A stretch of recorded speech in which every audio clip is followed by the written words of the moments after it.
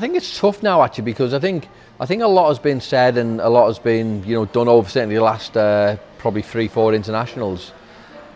I don't read nothing into them. I mean, the players have had an unbelievably long season, and I mean they'll never admit this, but he probably didn't want to be there. We as football fans, we love watching the game. We love going to the game and getting excited by all the players.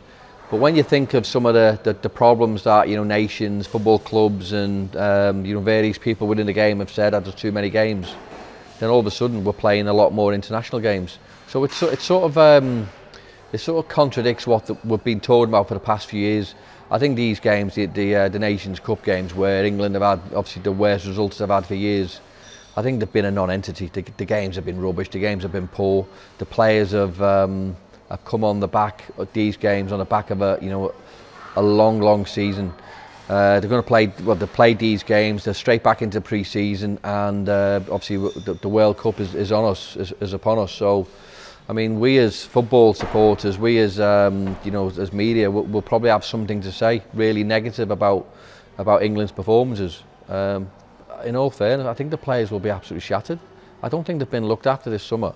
And I don't think that's a good thing and it's not England, I think it's for a lot of national teams. I know someone will win the World Cup, but I think the preparation from the governing bodies who run the football has not been great, in all fairness. So I mean, we can sit and analyse England, we can say where they've gone wrong, where they can get better.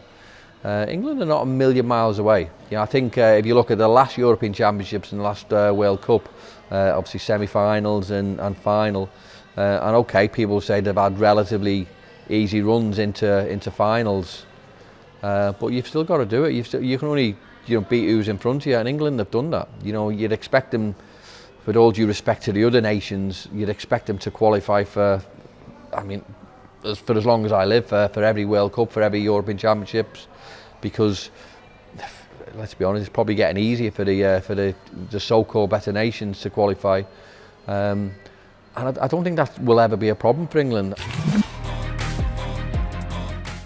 I think it's very harsh. It's I mean, I've just said before, the last couple of tournaments, we've been in a semi-final and and a final, I mean, I can see why people criticise, because people want always what's the best. I mean, you look at the Italy manager. Italy manager, they won the European Championships and never qualified for this year's World Cup. So I think they could possibly be a little bit justifiable in terms of what's happened there. That's a real tough turnaround to watch for Italy. England haven't been like that. England are going to go to the final, but I think people are maybe getting a little bit too ahead of themselves in terms of perspective of what we've achieved and what we've done, but maybe getting a bit carried away with the last few games. And I go back to what I was saying, the players didn't want to be there, and you can see that in the performances. And I know people say, well, they've got to be professional. It happens, it's any walk of life. There's going to be days. There's going to be days in any business, in any job, that you're having tough times, and England had a tough summer. I think if you to sort of sit and analyse managers, whether it's national team, whether it's club teams, the best managers are the ones who are man managers. Okay, I think technically, tactically, I think you need to have a little bit about you. But I have no doubt that if you're a good man manager, the players can respond to you a little bit more, and the players can give you a little bit more. Players don't want to be around robots all the time. They don't want to be robots themselves. They need a little bit of cajoling. They need a little bit of a relaxed atmosphere. And I think when everyone goes to England camp, and I'm not just saying it's England, this could be any nation. England have been playing okay, but I think we tend to think, okay, you're only as good as your last game. And we tend to think, or we tend to fear the worst when we have a real adverse performance. The next England game, you'll see a different team. I have no doubt about that, because the players will be more than up for it, and they'll go into this tournament, certainly the World Cup, as probably one of the favourites. Will they win it? I don't think they will. Would I like them to win? Of course I would, because I'm an Englishman, liking obviously my nation to win a World Cup. But it's getting that sense of realism, and use your head. You know what I mean? And there is better nations out there at the minute, and I don't think that's an argument. I think he's probably got an idea of the team, or he'll have an idea. But when it comes to a certain cut-off point, there's going to be someone within the Premier League who will jump out and maybe impress. I mean, the obvious answer is Harry Maguire. I know he's had a tough time this year. Do I think he's a bad player? No, he's playing for at a team who have probably struggled, and I think that's probably shown in his performances to a little degree. He's not a bad player. He's just having a tough time. Players, rely on confidence quite a lot. If Manchester United start winning, games quite handsomely, and they've got a chance of maybe, being the higher echelons of the Premier League, then the confidence of these players lifted, and you can see that in the performances. I think that's one of them. You sort of sit and analyse the team, and who else can come in. It's tough. I think we sort of know in a roundabout way what the squad will be, but I've no doubt that there will be some additions. In terms of players coming in midfield, I mean you've got obviously the young Jude Bellingham who's still an absolute kid, but he's like dominating games in Germany. He's dominated games in Champions League, and he looks as though he will be a player in the national side for years and years to come. So I think England have a good base in all fairness. I mean, you've got obviously Trent Alexander is probably not Gareth's favourite player, because obviously he likes to bomb forward. You've maybe got a Reece James or someone else who will sit there and be not more composed, that's probably the wrong word, but more disciplined, if you like, and that goes with against what Trent has been like for his club side. He has maybe an option to go forward, but maybe he lacks a little bit of discipline, or Gareth thinks he lacks a little bit of discipline, to hold that position down on his own. So there's plenty to work on with England. I mean, that could be, the goalkeeper. Pickford's had a great season. I'm not sure anyone will overtake him as number one, in all fairness. I can't see that. But again, we're a long way off from this tournament. Well, so we're not a long way off in terms of the months. The months will obviously come up and it's just quite quick, but there's a few players who will force their way into the squad, and Gareth has a lot of decisions to make. But we'll find out the better England team in the next performance. And again, I'm not reading nothing into those games that they've just, because that's happened. The players didn't want to be there, so the players know that they'll have to perform and will need to perform so much better if they think they've got a chance. Well, I think he's got options, and I think that's a good point of being a manager, isn't it? I think you'll have an idea of how you want to play, and the first point of call of a manager is, look, let's not concede. If you don't concede, you've got half a chance to win a game.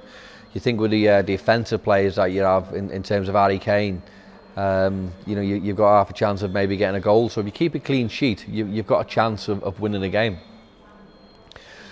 Is it a bad philosophy to have? It's not. It's a bad philosophy to have if you're never winning games. But England will win games. I mean, that's what we have to remember. So regardless of people talking about formations, players in different roles, whether they play a 4-2-3-1, whether they play a 4-3-3, it doesn't matter, because no one really mentions the fact that if you're on that pitch, you move a player 5-10 yards, that formation changes.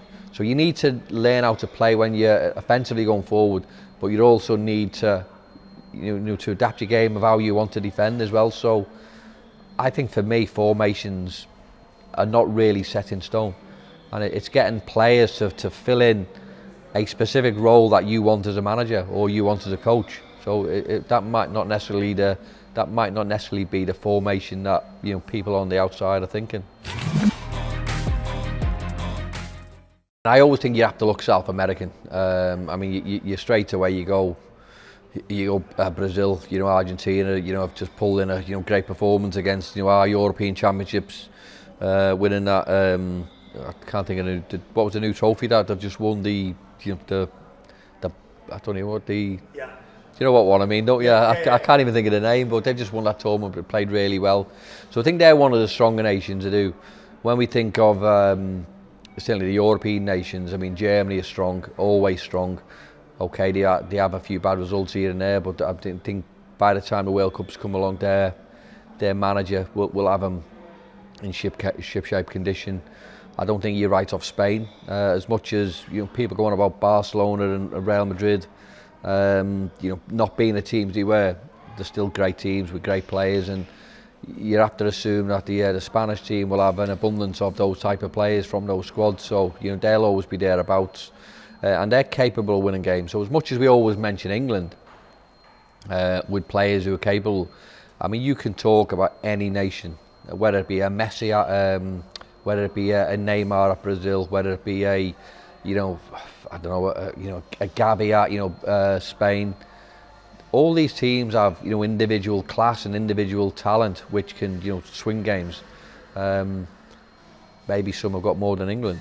And I mean, I've just wheeled off 4 teams there, who have realistic chances. And would I put England in that mix? I think I would. I think they have got a chance. Again, do I think they'll? No, I don't think they will. But I think they can have a good run. So if I put pressure on and you need to name 3 or 4 teams, then that would be the 4 here, like Spain, Germany. Yeah, I mean, again, you got France. France is strong. I mean, you're assuming Belgium will be strong. It's like anything in football, right? You've no defined right to go out there and just like saying you're going to win a trophy. You've got to go out there and show everyone why you deserve to win that trophy. And I think those teams can do that. Can England do that? I think they can. But I think a few nations are better than England, and I think Argentina are. I mean, Brazil's probably a bit of a debatable one because obviously where they are in their in their period of history. But I think France are playing really well at the minute. France have a good team. France have a good mix of players who are playing at their top of the game as well. So, I mean, they're probably one of the better European nations at the minute, aren't they? So I'm hearing France, Spain, Germany, Argentina. Yeah, I mean, I've just mentioned everyone there, haven't I? I've just mentioned everyone, but that's how hard it is to win the World Cup. So people think you go out there and if you play the way you can, it doesn't really matter because you need a little bit of luck along the way as well. England have had that in the last 2 tournaments by the run they've had to whatever position they've got themselves into, whether it's a semi-final or the final, and they've had a little bit of luck. Every team will need a little bit of luck, and that's football. So you need the talent, you need that drive, you need that ambition, but you need a luck as well.